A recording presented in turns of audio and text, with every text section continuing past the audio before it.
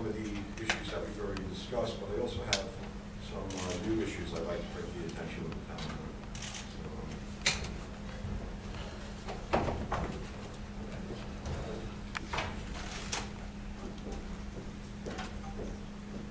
I'd just like to say, I had some issues with some employees in the town, and I made some complaints. Because the town doesn't have a actual procedure to file a complaint on a town employee, I made that directly through the office of the town supervisor. And the town has directed an investigation of my allegations, and according to Mrs. Venditto's town supervisor, there was no wrongdoing found, and I imagine the investigation is closed. I'm still waiting to get a copy of that investigation. I have used the Freedom of Information office. Actually, tomorrow would be the end of the 20 days that the state allows, or the government allows, to research the information. Fortunately, it appears that this looks like it's going to go through the form with the rest of my FOIL requests. I'll probably wind up having to do Article 78 to get it. I'm really a little dumbfounded, but in the last meeting, Mr. Venditto, you did a little explaining. You don't have to go through further, but you went in a little bit into depth with some of my allegations on Leonard Genova. Explained that he spent, I think it was 5 or 7 years getting his business, his building permits together, and spent all his time and dotted all his I's and crossed all his T's. Just find something a little bit abnormal with that. I know from personal experience that I did an addition to my house, and although I happened to install central air conditioning at the time, and although my central air conditioning plans were on my building plans, I didn't realize that it required a separate certificate of completion or inspection or anything. And my certificate of occupancy for the addition was actually withheld by the building department until I came into compliance with the town codes revolving in my air conditioning unit. So I just kind of find it a little odd how Len Genova spent years and years getting all his building permits correct, and then he was issued permits when it should have been obvious that there were items, if they were there at that time, there were items on the survey that needed additional permits. So I was a little confused about that.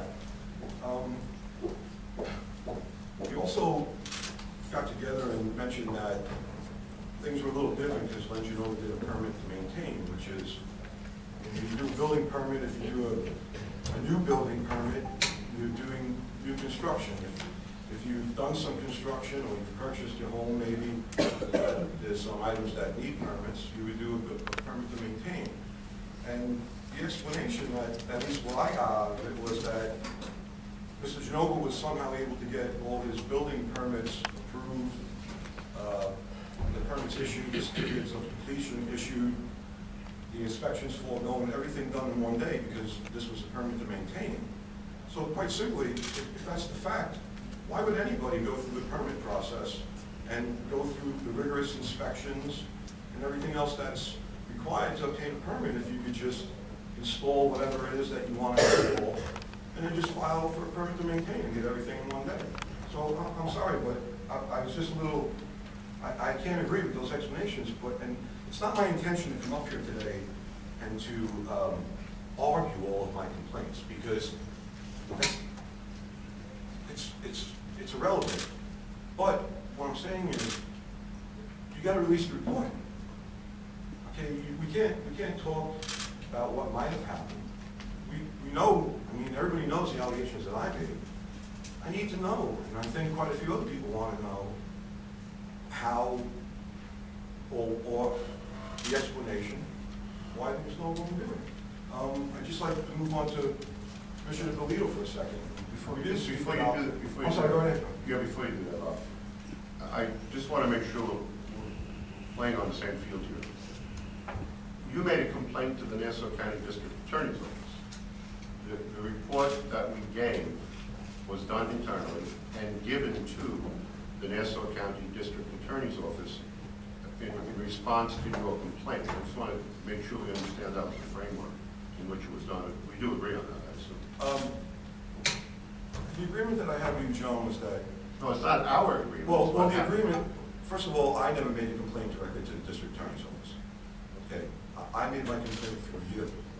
Okay? I understood, maybe incorrectly, but it was my understanding that if after an investigation of possible town code violations, if it appeared that there were criminal violations or possibility of criminal conduct, that the town would then forward those recommendations, that investigation to the Nassau County District Attorney. Okay, I believe that this starts out as a town matter, and that's where I started off. I've never made I don't believe I made a direct complaint on this. I haven't forwarded, for instance, the complaints that I presented to you, I haven't forwarded copies of those to the district attorney. I don't even know, I mean, I haven't spoken to the district attorney at length. I don't even know what you guys sent them. So, like I mentioned in the last meeting, that I wasn't interviewed in regards to my complaint, and this is what concerns me. I mean, a big investigation was done into my allegations. I was the complainant, I wasn't interviewed, and now the investigation is concluded. I have no idea how or why it was concluded, and then everything was shipped off to the district attorney's office, and I know, we sent all your stuff. I don't know what was sent. So, I just want to talk about Commissioner Polito. I know the Commissioner's not here today. No, he's not here. Listen, we didn't discuss in the last meeting the Commissioner's criminal culpability and my allegations that he parked vehicles on unpaved surface, or that he had buildings without permits or anything. And again, it doesn't matter if the town, I mean, it does matter, but it's irrelevant to my position if the town decided to police itself, or if your opinion is that you don't have jurisdiction over state land. It doesn't really matter. Excuse me for a second.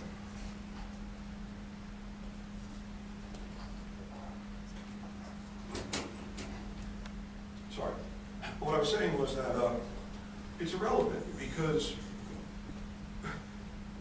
we're not talking about some guy, another citizen. Like, I know you like to use the scenario or use the I don't want to say parable, but you use the story about the guy that gets caught speeding and everybody else is speeding. Okay, we're not talking about that. We're talking about the commissioner of the department that's entrusted to enforce the codes and the laws in our town. Whether or not he can be criminally investigated by the town because the land is state property is completely irrelevant. I mean, there's no question that the gentleman took an oath of office. Okay, I believe everybody's taken an oath of office.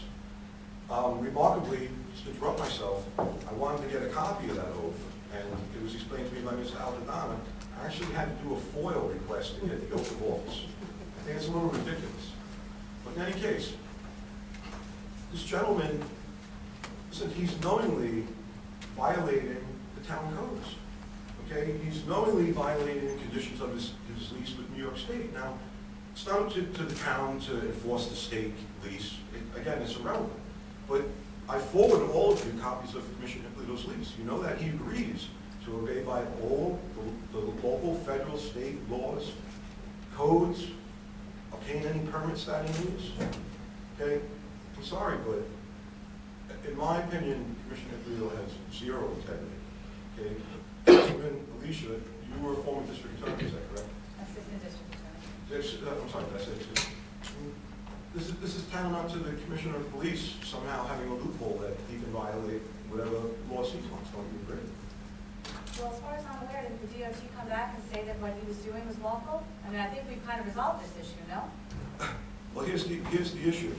The DOT, which conducted an investigation that I still haven't received the results to, even though it's apparent that the town has, and they've released some information to the press, haven't released their findings to me. But again, it doesn't matter. It doesn't matter if the DOT is choosing to enforce their lease or their property. Okay, if you want to argue semantics, I believe the spokesman for the DOT said it would be up to the town to contact them if they observe violations on the property.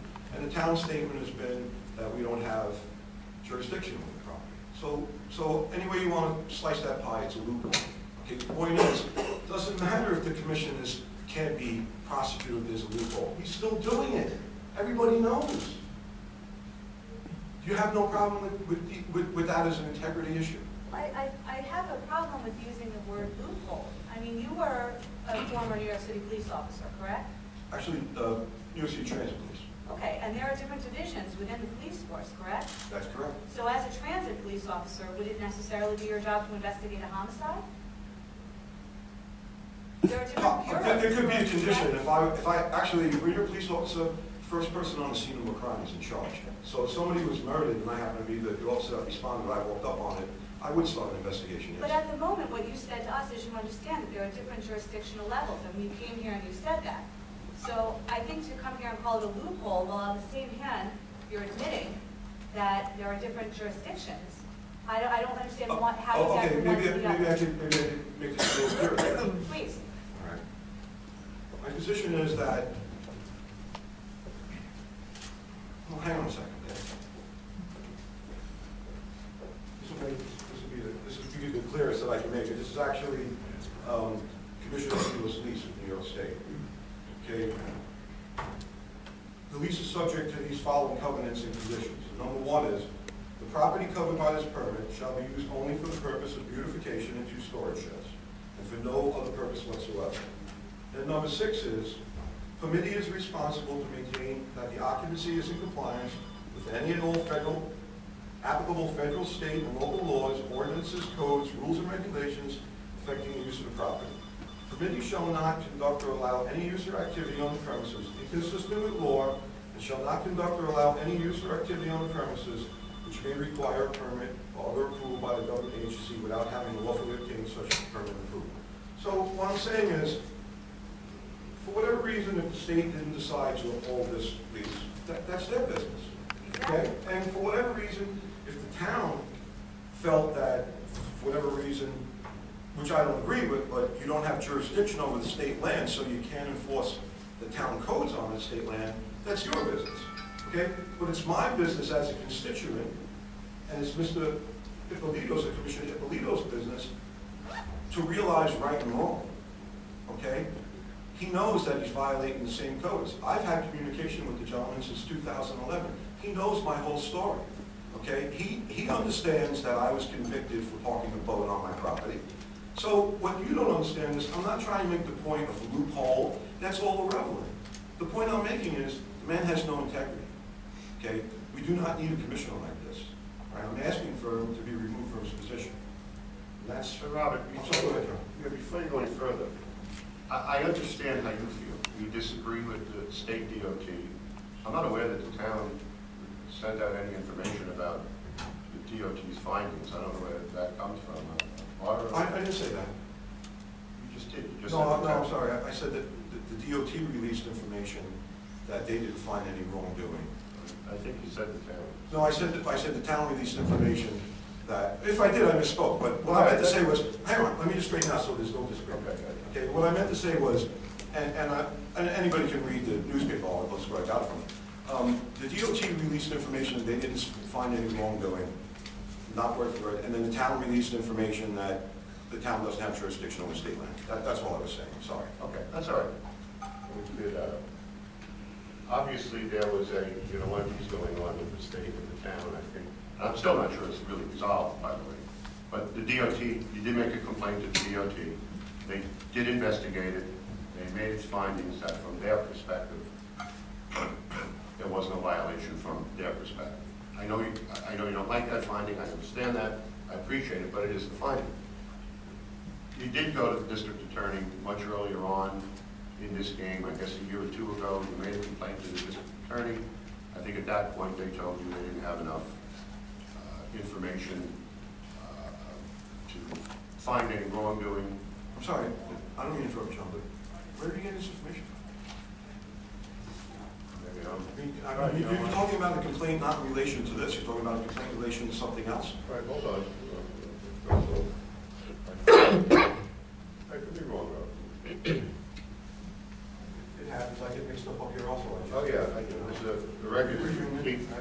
It's not really the primary point I'm making right now, but I thought there was a letter. I can tell you, I haven't gone to the district attorney, but that was back in 2012 when the code enforcement agent, Nick Domingo, when I was accusing him of committing perjury because he was swearing that he saw a cement pad in my yard, and then he inspected it. He saw it had no drainage system. He swore my boat and my trailer was in my front yard, and all those charges were dismissed. I mean, the town continued with new charges, but I did go to the district attorney back then, and I also went to the district attorney in 2012 when the case broke regarding John Venditto, the bay constable that parked his boats, that had his boats in the town facilities down in Burn Park. And not only did I go to the district attorney then, but I also sent a letter to Langenova. It just so happens that before I was a New York City police officer, I dug clams for a living. And I happened to become very good friends with a lot of people that worked at John Burns Park. I was down there daily for almost 20 years. I am a witness, and I believe a reliable witness, to the fact that John Venditto used the facilities down there for years to park his own boats in. He used the facilities to have his own boats worked on by town mechanics. Okay, there's a lot that you have the letters from me, you got to have this letter too. Not only did I send it certified mail, but I emailed it, so I have proof of it. I sent that letter, John, to your attention, and to Mr. Genova's attention, and to Mr. Ito's attention. So those are the only incidents with the district attorney that I can... I don't know, but Tom, wasn't there a prior matter back in 13 where the district attorney reviewed all various videos and documents sent by Mr. Ripp to their office? And there was a letter on Bernadette Ford indicated that there was no previous. Would I be able to copy that? Because I've never... Actually, I think you faxed it to us. She faxed it us. Yes, wait, here's what happens, we get sorry. Let's stay with it. Apparently you faxed to the town of Oyster Bay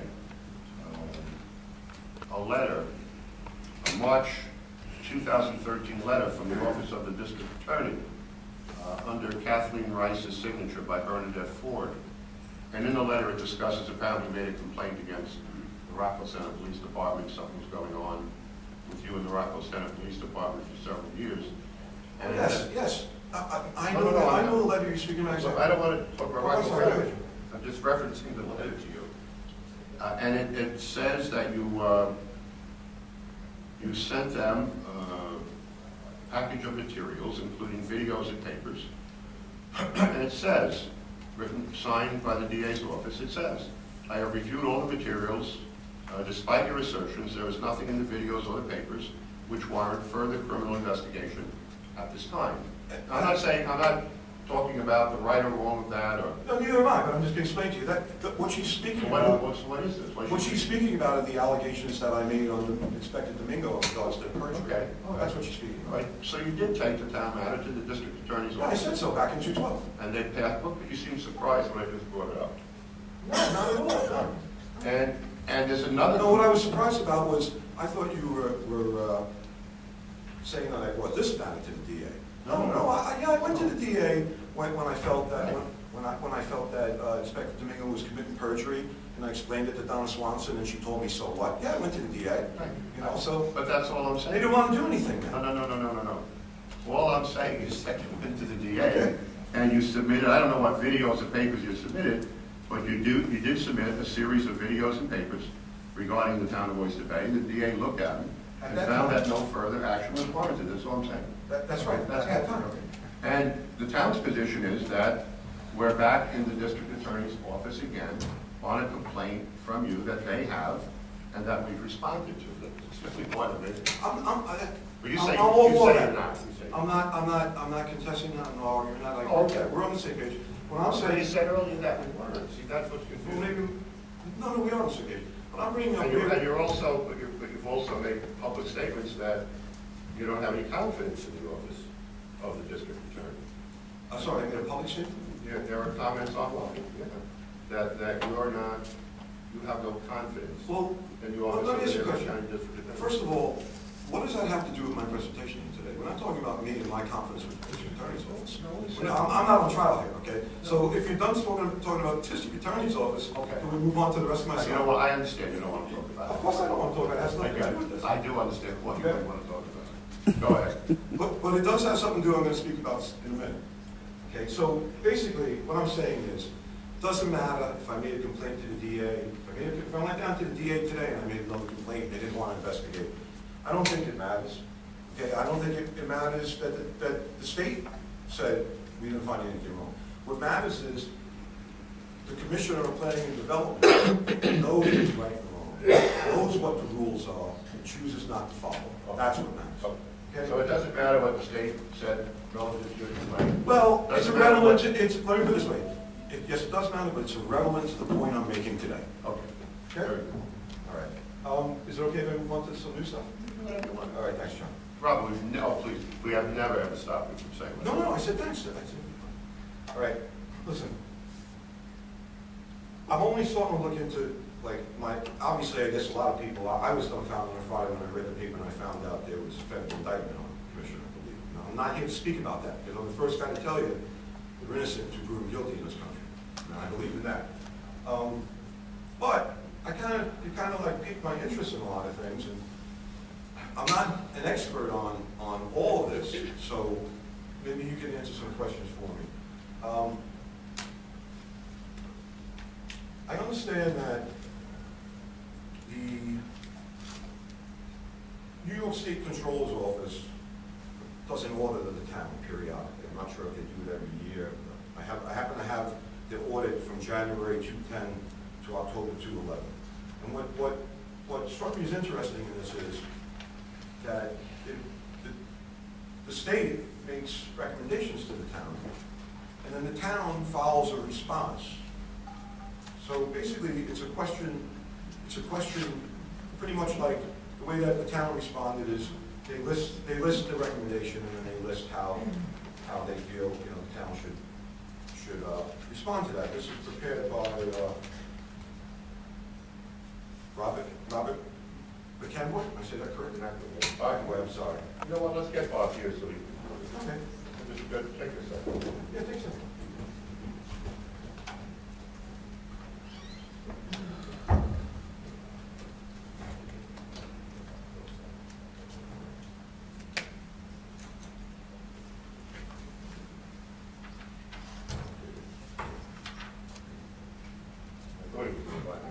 Is Robert nearby? Anyone else? He's on his way. Oh. You want to just hold for a minute? It's up to you. Yeah, I have no Yeah, problem. wait for Bob. So we can do this. You said it's under his signature, or? I'm sorry, you said it. It's No, under Bob's. it's prepared by his office. There's no signature, but it is from the Office of the Controller, which I'm listed as. Let's do it. I agree with you.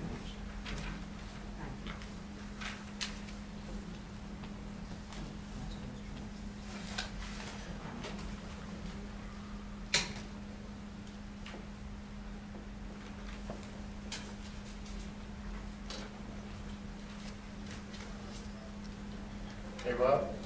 I'm sorry, Rob McAvoy. Can you come forward? Sir. Mr. Riff, who's at the podium, is reading from a state controller's audit.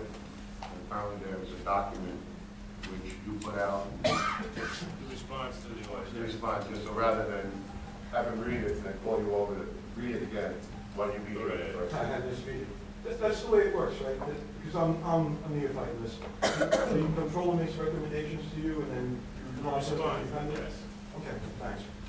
So, in this report, among other things, one of the items that the state, I'm going to use the term state versus town, so we don't get confused, okay?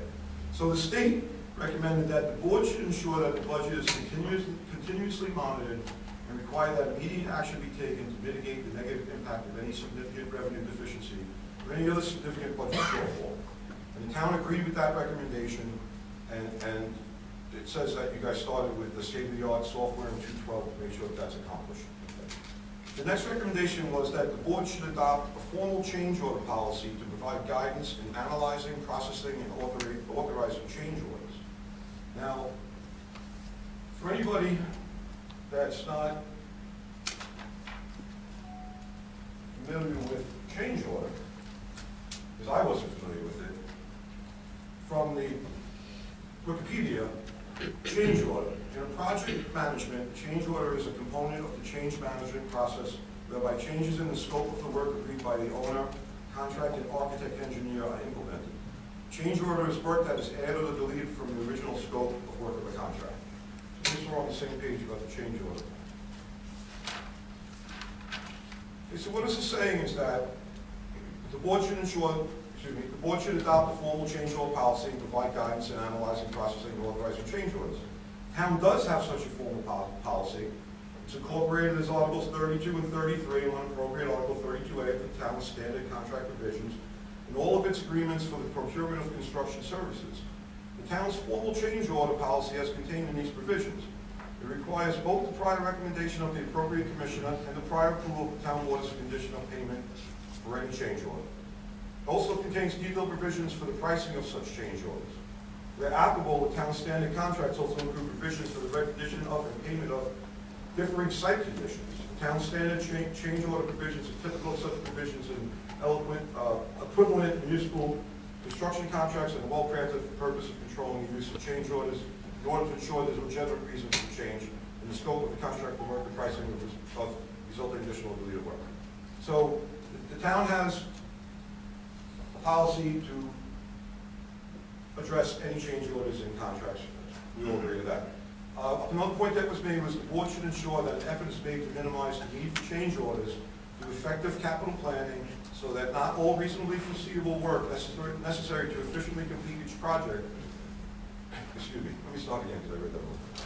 The board should ensure that effort is made to minimize the need for change orders through effective capital planning so that all reasonable foreseeable work necessary to efficiently complete each project is included in the project scope, and ensuring that all bidders on the initial project have an opportunity to bid on the full scope of the project.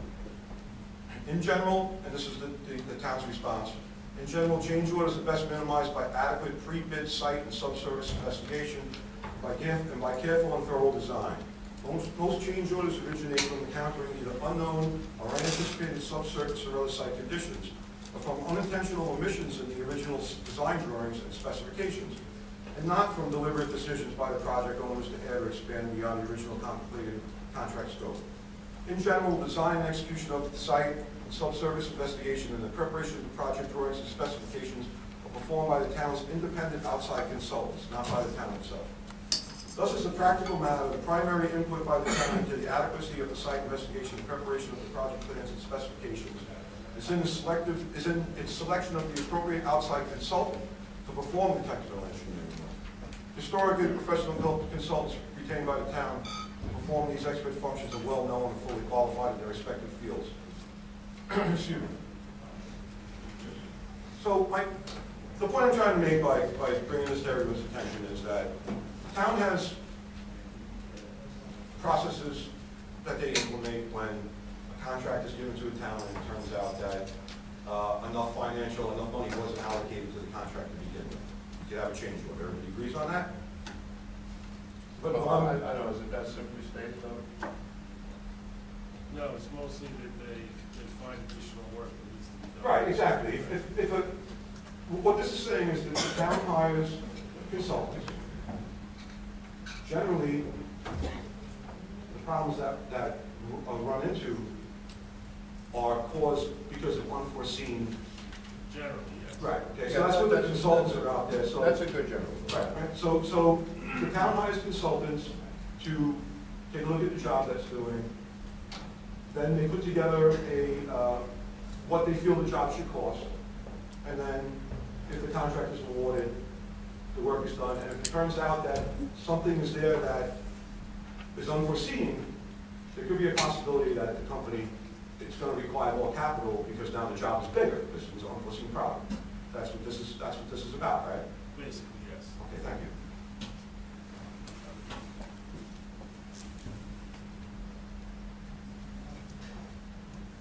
Okay. Now, I understand that the town has a board of planning and development, and correct me if I'm wrong here. Did I say wrong, planning and development? No, not planning and development, I'm sorry. Department. No, sorry, bear with me. Oh, I'm sorry, I have it right here. Planning Advisory Board, I apologize. Wrong term. Okay, Planning Advisory Board. Now, again, I'm just learning about this, so correct me if I'm wrong. If the town had a contract with a construction company. And after the consultants went out and inspected everything, it turned out that, but yeah, let's say that it's a paving company, okay? And after the consultants went out and they inspected everything, it turned out that a year or so down the road, or whatever, it's a big project, that there were some unforeseen items that the job needed more money. Correct me if I'm wrong, but from what I understand, it would be up to the commissioner of the department to bring that issue to the planning advisory board. Is that correct? Not the planning advisory board, no. I'm sorry, who would they bring that to? I think the commission would bring it to the attention of the town board. The town board? Asking to increase the scope. Oh, it doesn't go to the planning advisory board, it goes directly to the town board. No, to the town. Okay, fantastic. Well, where does it go? What's the paper trail about? I don't want to It goes through engineering or highway through the Commissioner of Public Works. It comes right from the street, through the chain of consultants and engineers. Ultimately, I assume to the commissioner of the department, who in turn brings the matter to the town board to determine whether or not it's reasonable. Unforeseeability is really the test.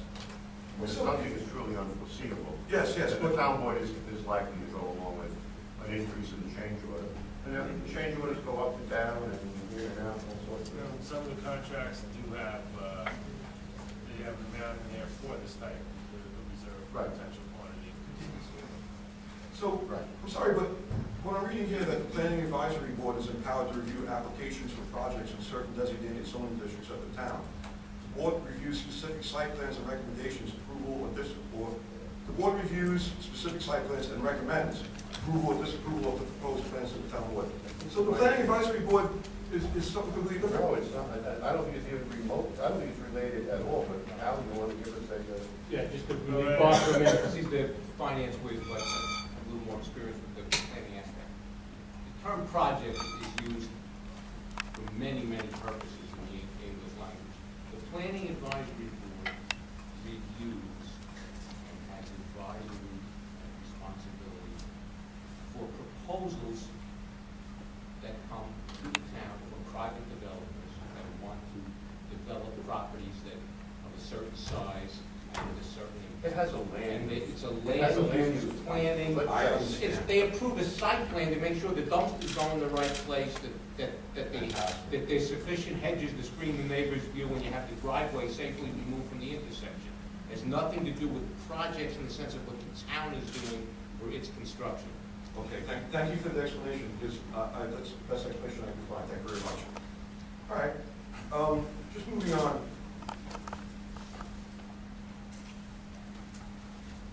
There has been some,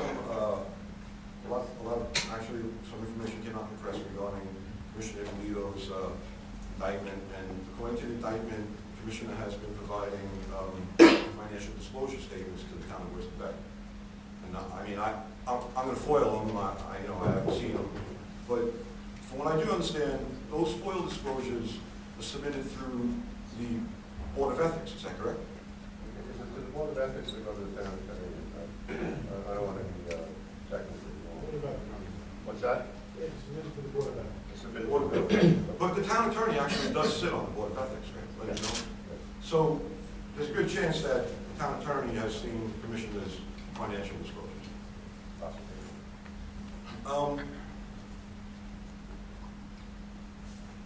Just so you know, for example, when I was town attorney, we used to divide them up. I think we had 5 members on the board.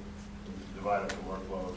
Sometimes exchange them and review them like that. I don't know. I just don't know for a fact. My point is, there's a possibility Yes. that, well, for sure, somebody on the Board of Ethics knows that Commissioner Venditto is employed by some entity of the Liza Corporation, whether it's, I'm not going to split hairs, whether he does this or that, but I'm not sorry, but this is another, it appears to me when I read the Code of Ethics, that that's an ethic violation on the point of Commissioner Venditto. It says that the rules that I read say that town officials cannot be an officer or consultant or spokesperson or whatever for an outside company like that, and then hold position in the town also. I mean, if if the town is getting these bids from this construction company and they know that the commissioner works for them, I mean, doesn't anybody think that's a conflict of interest? Go ahead. I think what you're referring to, I don't have to take what, but I believe what's prohibited is for a town official to be receiving compensation from an outside entity when that official has responsibility for awarding the work or approving the work that's done. You may have missed it before because there was a lot said. When paving contracts are done, they come through the engineering division, public works, and highways. Has nothing to do with the building division or the Department of Planning and Development. I'm sorry, that's not really what I was saying, and I actually misplaced my copy of Town Code, Section 30, the Code of Ethics. I wish I had it with me today, because that's what I'm referring to, and it's very short and sweet. Basically, I mean, maybe somebody can go get it, and we can go from it directly instead of saying what it should say, what it shouldn't say. But I'm pretty sure it says that an officer in the town shouldn't be employed with a company that has a contract in the town. We'll take a look. I don't. You can take a look at that. That's not my recollection. I will take a look. They have to disclose it. Right. If they disclose it, I just want to bring one more piece of information that I found to your attention. Sure. I don't know, I think it's a little bit remarkable, but I mean, everybody knows, or not everybody, but a lot of people know that the issues regarding Commissioner Ippolito stem from his employment with Carlo Lizza and Lizza Industries or Lizza, whatever, it doesn't really matter. What I found really interesting is Lizza has been doing work for the town, the county, and everybody for quite a while. As a matter of fact, they did a lot of sidewalk or sewer work back in the 70s. And in July of 2009, the town of Oyster Bay actually sued Lizza Incorporated for faulty workmanship. As a matter of fact, I'm reading an opinion from the Buffalo, actually this is from the Buffalo Law Journal, but it says that the plaintiffs, which would be the town, claim that the defendants committed faulty workmanship under the contracts with the counties by failing to properly excavate and backfill the sewer trenches and failing to provide adequate subjacent support to plaintiffs' roadways, gutters, and other facilities. So I really find remarkable. The town of Oyster Bay was the plaintiff? Yes, yes. Town of Oyster Bay. What I really find remarkable is the town of Oyster Bay sued, claiming that Lizza did shoddy work. The town lost, and they appealed it. And unfortunately, they lost on their appeal. What's really remarkable is the appeal, the final appeal that ended the whole case, that said Lizza is not responsible for any of this, was published on December 17, 2013. And that's the same day that the town approved another $2.8 million for Lizza to continue working. I mean, as a consumer, when I go shopping, when I hire a contractor, I do a little research. Lizza has 64 cases against them in Supreme Court. They're being sued by the town of Oyster Bay, town of Babylon, Glen Cove. I was able to find one, I know there's more, and like I say, I only found out about, I only became interested in this stuff on Friday. I actually have a bid, one of the bids, from May 22nd, 2013. This is a requirements for contract for road restoration. And Lizza and Sons Paving is $1 million less than the other two bids. So if I was, to put this in layman's terms, if I was doing an addition on my house, and I found out that the contractor doing the work was sued left and right, and I found out that, or I knew that myself or somebody that I knew actually sued him for faulty work, and then I saw his bids were $1 million less than everybody else's, I wouldn't be doing business with them. Yeah, the last thing I just want to address. But before you go up that I'm sorry, go ahead. I really, I'm not trying to be difficult, I really don't know anything about all the various lawsuits you said. It sounds like I ain't familiar with it. The town of Oyster Bay sued Lizza, and we lost. That's right, you lost. So apparently, Actually, you lost because you didn't sue in the correct amount of time. There's a statute of limitations. That's why you lost. but we really need an opportunity to look at what all this is about. When you come up here and say that. Oh, listen, I'm just bringing information to you. I'm not making any accusations here. I know, I know. You know, don't get me wrong. What I'm saying is, listen, my interest has been raised in this issue, and a little bit of research that I did over the weekend, I just find some remarkable things here that I think need to be addressed. I don't know whether they're remarkable or not, we have to look at it. Exactly, exactly. In the world, according to Robert Rip, they're remarkable. But, Okay. you know, and I mean, you know how that goes, the world according to Robert Rip. The only other thing that I wanted to bring up, and again, and it's not an accusation, but it may be a possibility of maybe some sort of ethical thing, you know, and I wish the commissioner was here to maybe even answer some of this, but Michelle Johnson, Yes, your maiden name's Capitella, right? it sure is. And your father's representing Commissioner Polito, right? He did represent him at the arraignment. I was not privy to any of that conversation, and I don't know where they stand today. I'm not making ethical allegations against you, believe me. I know there's the Chinese wall and everything. That's not what I'm saying. Let me just finish. I'd just like to but know. nobody said you were making it. Nobody said it before when you pointed out all the information. All I'm saying to you Well, is, I'm sorry, John, but you've basically told me up here that I'm defaming town officials without adequate substantiating documentation in the last two meetings, so I'm a little touched. Yeah, I know, so I'm a little. I didn't say you were defaming Michelle. Okay. All I'm saying to you is you come up here with this massive, amount of information which none of us are really familiar with. I'm just explaining to you, I couldn't get the sentence out. I'm trying to say to you, don't look at our lack of response to you as any kind of acquiescence. We'll take a look at that. You said to Michelle, we asked her a question, she answered it, and you start saying, I'm not making any ethical. No one said you weren't making any ethical allegations. Robert, Okay, thank you. as you are well aware, everyone needs to be represented at arraignment. My father's primary business is family law and criminal law. I don't know that he will be representing him in the future. I wasn't questioning that, Michelle, because I didn't get to get my question out before you.